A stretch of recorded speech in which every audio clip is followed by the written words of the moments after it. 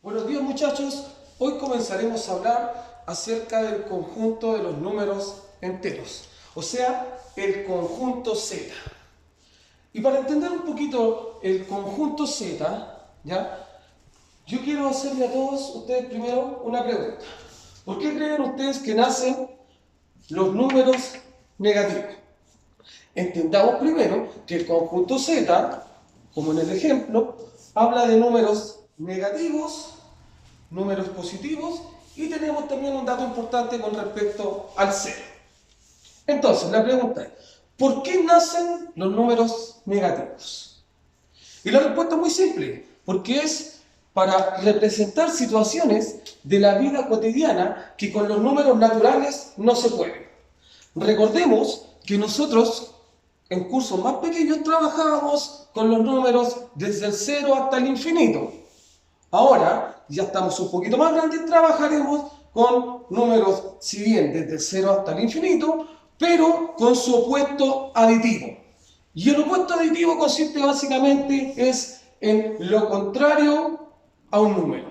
Por ejemplo, para que sea más fácil, si yo tengo el 4 negativo, el opuesto aditivo sería el 4 positivo.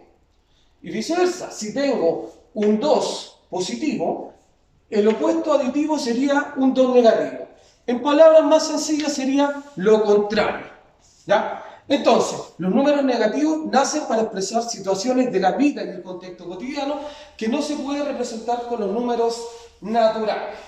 ¿Ya? En este caso yo los coloqué con rojo, los negativos, y con azul tenemos los números positivos. Ahora, para entender el conjunto Z, aprenderemos 4 conceptos básicos de cómo trabajar los números enteros. El primero será, el 0 es mayor que todos los números negativos.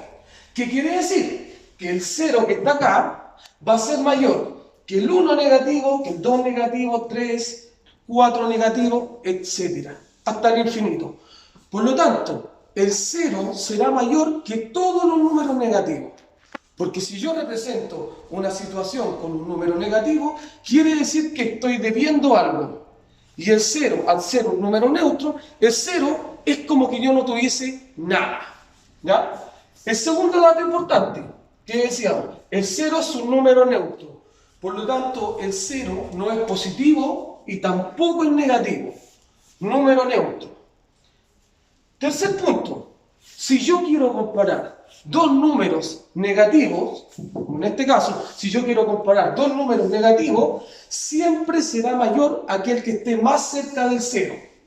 Ejemplo, si yo quiero saber cuál es mayor, si el 1 negativo o el 4 negativo, en este caso la respuesta sería que es mayor el 1 negativo. ¿Por qué? Porque es aquel que está más cerca del 0. Ojo con esta información que es muy importante cuando quiero comparar dos números negativos. Y valor absoluto es un concepto que trabajaremos y que es nuevo, pero la definición es que es la distancia desde el 0 hacia un número determinado. Por ejemplo, yo tengo el 0 acá y necesito llegar hasta el 4 positivo. ¿Cuánto es lo que yo voy a recorrer desde el 0 hasta llegar a ese 4?